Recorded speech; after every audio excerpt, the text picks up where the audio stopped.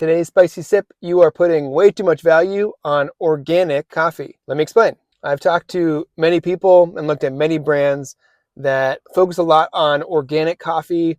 These brands are charging 2 to 5 times what normal coffee is, and they justify it all by it's clean and organic coffee. And I wanted to go into this more for you guys and to give you some straight facts. So one, organic coffee means nothing in terms of the quality of the coffee bean. That's the Q score that we covered in an earlier video and can cover in future videos. The Q score will always dictate which coffees I'm purchasing and buying for the quality of that green bean before roasting. Second, most coffee farms can't even afford pesticides, but they also can't afford the organic tag that goes along with saying you're organic. Even if you bought coffee from a large coffee farm in Brazil that uses pesticides, the end product still doesn't have any that noticeable in the roasted coffee. And that's because we're not talking about strawberries or other fruits and vegetables that organic really means something. We're talking about a coffee bean where it's getting sprayed with something, and that coffee cherry then is harvested. It goes through a process where the whole cherry is taken off of the bean.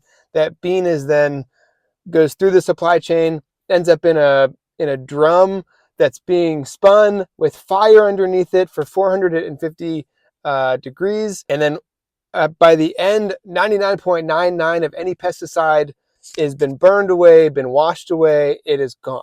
That being said, I know the idea of pesticides being sprayed on your coffee bean is not appealing.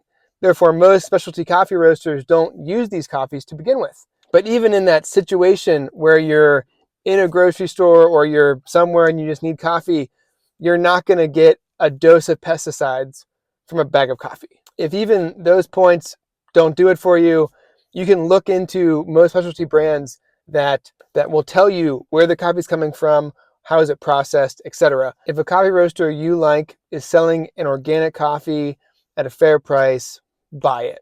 Enjoy it. Most of the coffees that we sell are organic anyway. But also a lot of our farmers are too small to afford pesticides. I'm happy to answer any questions, concerns in the comments.